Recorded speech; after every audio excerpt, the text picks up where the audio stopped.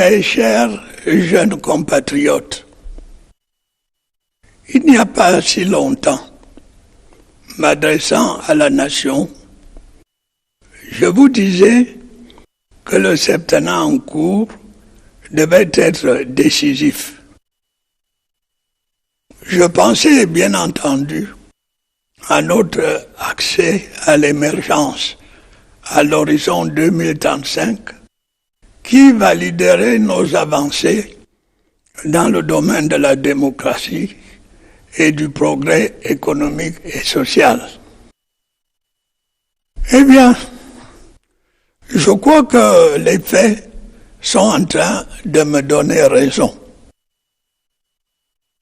Il fallait en priorité régler le problème depuis longtemps pendant de la mise en œuvre de la décentralisation.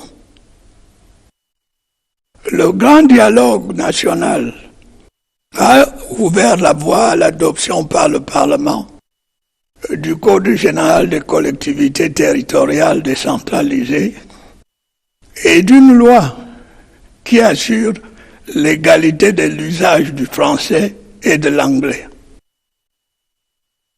Ces textes ont été promulgués par mes soins dans les meilleurs délais. Rien ne s'oppose donc plus à leur application.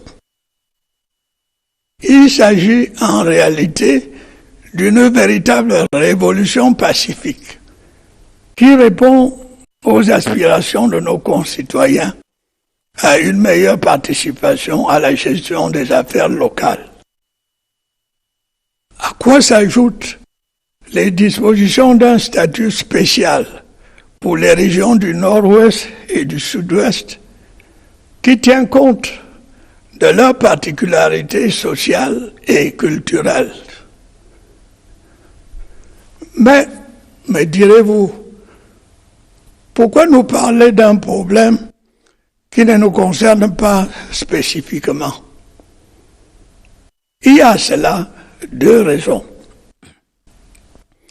D'une part, vous serez la première jeune génération à bénéficier des opportunités qui vont se présenter à ceux qui voudront s'investir dans la gouvernance locale. Et je vous engage vivement à le faire. D'autre part, le nouveau processus de décentralisation a valeur d'exemple. Il apporte la preuve que les problèmes liés à l'évolution de notre société peuvent se régler par la concertation, sans recours à la violence. Mes chers jeunes compatriotes, je voudrais insister sur ce point, car il n'y a que trop d'endroits dans le monde, et notamment en Afrique, où la violence fait le malheur des peuples. Nous ne voulons pas de cela au Cameroun. Notre objectif demeure l'établissement d'une société pacifique, démocratique, juste et prospère.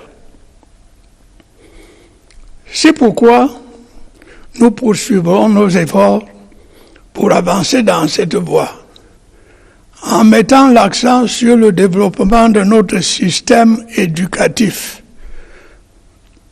Déjà parvenu à un niveau de qualité reconnu, il continuera de faire l'objet d'une attention particulière du gouvernement.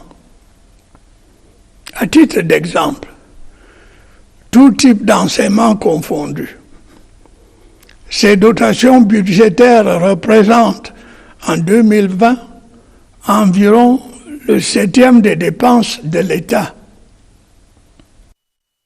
Des jeunes ayant reçu une bonne éducation et une bonne formation auront naturellement les meilleures chances de se comporter en citoyens responsables et d'accéder à l'emploi.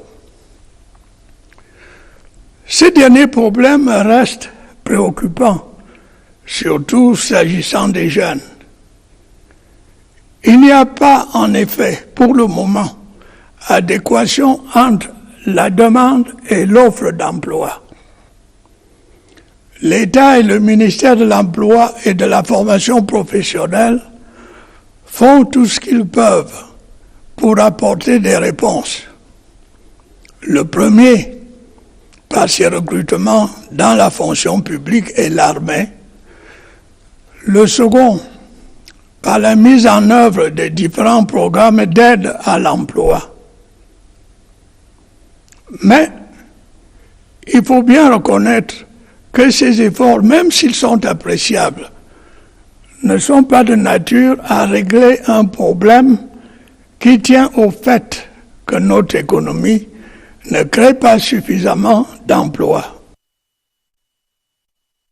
Malgré ce handicap, on peut toutefois se réjouir de ce que, selon les statistiques, un peu plus de 500 000 emplois ont été créés l'an dernier dans le secteur moderne de notre économie. La situation actuelle de celle-ci est la résultante de différentes crises qui se sont produites au cours des 20 dernières années. J'ai évoqué cette question dans mon message de fin d'année à la Nation. J'ai dit en substance que notre économie évoluait de façon plutôt satisfaisante et que notre croissance était repartie à la hausse. Mais j'ai précisé aussi que le contexte international demeurait incertain et que nous devions faire des efforts supplémentaires pour rester sur la trajectoire de l'émergence. Antérieurement, j'avais eu l'occasion de déplorer notre dépendance excessive vis-à-vis de l'extérieur et de suggérer de l'alléger. C'est tout le sens de notre politique de développement qui vise à moderniser notre agriculture, à stimuler notre industrialisation, notamment en transformant nos matières premières agricoles et minérales et à développer le numérique. Nous pourrons ainsi faire baisser nos importations, augmenter nos exportations et créer de nouveaux bassins d'emploi. C'est à vous, mes chers jeunes compatriotes, que reviendra cette tâche exaltante au cours des prochaines décennies. Par ailleurs, le ministère de la Jeunesse et de l'Éducation civique poursuivra ses activités au bénéfice des jeunes dans les domaines de l'éducation civique et de l'intégration nationale, de leur insertion économique et de l'application du plan triennal spécial jeunes. C'est le cas avec l'initiative Youth Connect Cameroun, récemment lancée à Yaoundé. Ces différents programmes concernent plusieurs centaines de milliers de jeunes. Au registre des satisfactions que nous pouvons légitimement éprouver, je mentionnerai les succès remportés par nos jeunes sportifs sur la scène internationale.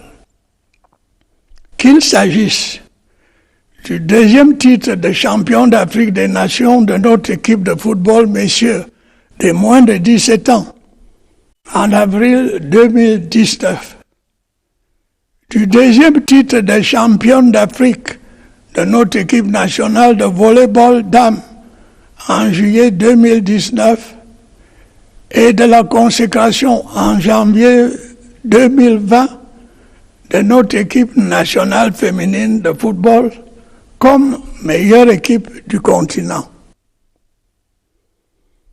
Je crois que nous pouvons être fiers de notre jeunesse sportive qui fait flotter très haut les couleurs du Cameroun.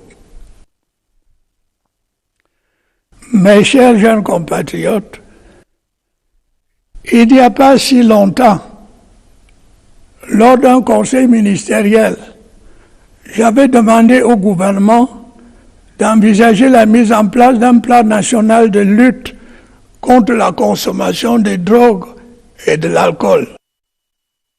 Celle-ci avait alors atteint la cote d'alerte au sein de la jeunesse camerounaise. J'invite encore aujourd'hui le gouvernement à se mobiliser davantage pour lutter contre ces fléaux. J'ai saisi également l'occasion de cette fête de la jeunesse pour une fois de plus lancer un appel à nos jeunes compatriotes du Nord-Ouest et du Sud-Ouest, ceux qui se sont laissés enrôler dans des bandes armées et qui continuent d'entretenir un climat d'insécurité dans ces deux régions doivent déposer les armes, à l'exemple de ceux nombreux qui l'ont déjà fait et qui vivent tranquillement au sein de nos communautés. Je continue de les exhorter à sortir de la brousse et à retrouver leurs autres jeunes concitoyens qui mènent une vie normale au sein de la société. Mes chers jeunes compatriotes, je ne peux pas ne pas évoquer, avant de conclure, un événement récent qui bouleverse nos consciences. Le meurtre à Yaoundé d'un jeune professeur de mathématiques par un de ses élèves.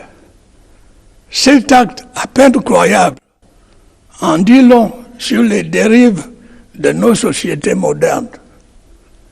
J'en appelle aux parents, aux hommes de religion et aux enseignants pour que, grâce à l'éducation qu'ils dispensent, de tels faits ne puissent se reproduire. Je vous demande également de réfléchir à ce qui s'est passé, d'en mesurer la gravité et de prendre l'engagement de ne jamais commettre de tels actes. J'ai saisi cette occasion pour exprimer de nouveau aux malheureux parents concernés mes très sincères condoléances.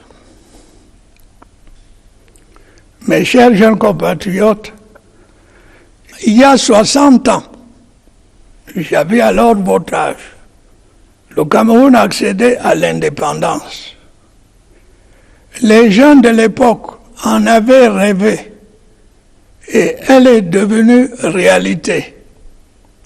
La tâche était immense, nous en étions conscients. Il aura fallu beaucoup d'efforts, mais aussi de sang et de larmes pour arriver où nous en sommes. Ce sont des générations de jeunes comme vous qui y ont consacré leur vie. Nous n'avons pas à avoir honte de ce qu'ils ont fait. Aujourd'hui, les Camerounaises et les Camerounais, dans leur grande majorité, peuvent manger à leur faim, se faire soigner, aller à l'école, au collège, au lycée, à l'université, ont le droit de s'exprimer et de voter librement. Bien sûr, il leur reste encore beaucoup à faire. Nous le ferons ensemble. Nous bâtirons ensemble la société juste et prospère que nous appelons de nos vœux. Mes chers jeunes compatriotes, pour le bien de notre pays, j'ai besoin de vous. Bonne fête de la jeunesse. Vive la jeunesse camerounaise et vive le Cameroun.